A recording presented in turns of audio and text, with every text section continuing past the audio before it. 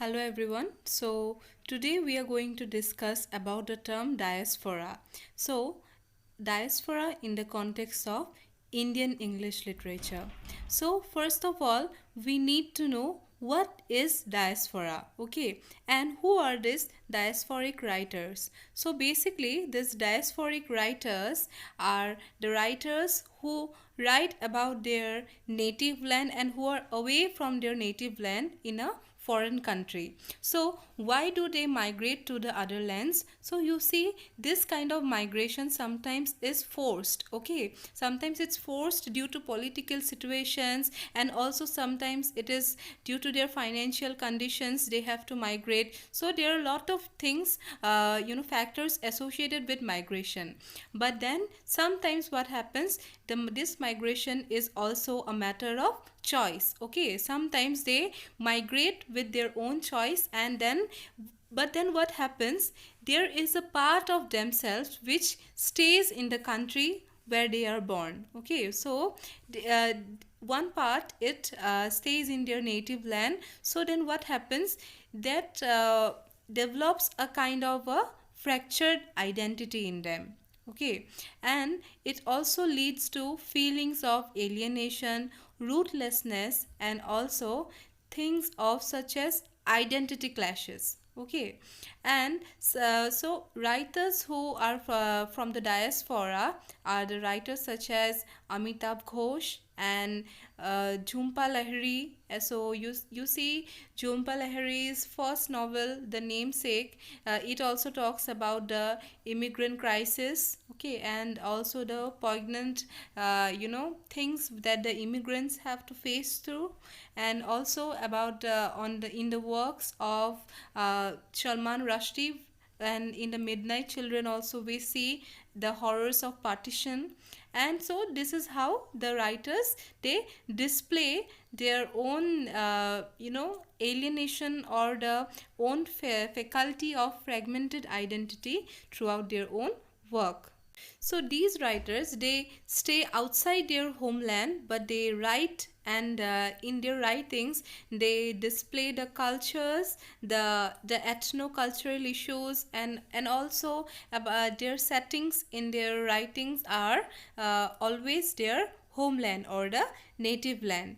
And some writers, some writers, what happens, they do not even have a memory of the homeland, okay. So but then what happens, they are just after they're born, maybe they're taken away, but their roots are Indian, okay. But then also they can be considered as writers from the diaspora, because they write about their motherland and also about their cultural differences and all. So that is why they are considered as the writers from the diaspora.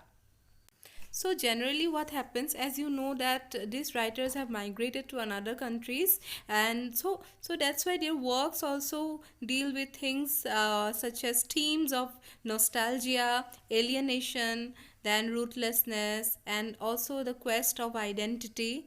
So we see these are the recurring themes of the writers from the diaspora. So there is a quote on diaspora which is written by Uma Parameshwaram, so which I would like to recite it for you all. So she has defined this feeling as follows. Okay. First one is the nostalgia for the homeland, left behind mingled with fear in a strange land. The second is a phase in which one is busy adjusting to the new environment, and that there is a little creative output. The third phase is the shaping of diaspora existence by involving themselves in ethno-cultural issues. The fourth is when they have arrived and started participating with the larger world of politics and national issues. So you see, these immigrants or the people, so however, for whatsoever reason, they remain rooted in their own native homeland. So what happens?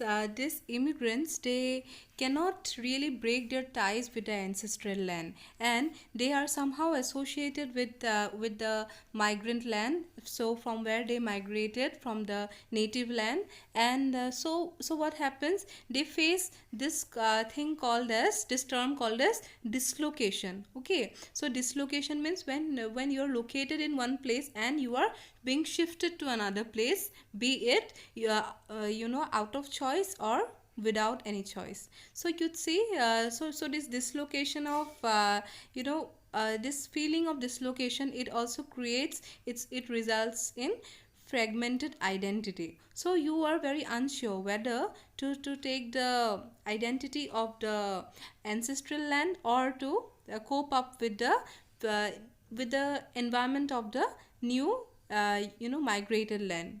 And sometimes what happens, due to this dislocation, they face this alienation, and also sometimes they face non acceptance from the foreign countries. So when they go, so for example, when a Bangladeshi migrant comes to Assam, be it legally or illegally, then what happens?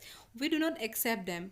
We try to make some prejudice by, because we think that since they have come here, we will face a lot of job problems, isn't it? We are going to face a lot of unemployment issues, and then other certain issues such as like poverty, rise in crime rates. And also similarly, this diasporic writers also, when they migrate to another country, this other countries also, these people also do not have a very accepting view towards them.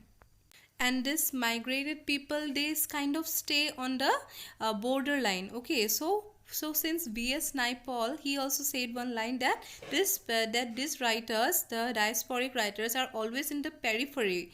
Okay, so always in the borderline between the motherland and their like or their existing dwelling land. And so what happens, they are always in the borderline, and they do not know to which land they should show their allegiance.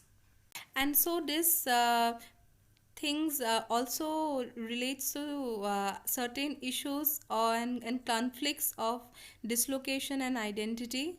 So there's cultural displacement, you see. And also we see certain things such as nostalgia. So nostalgia means what?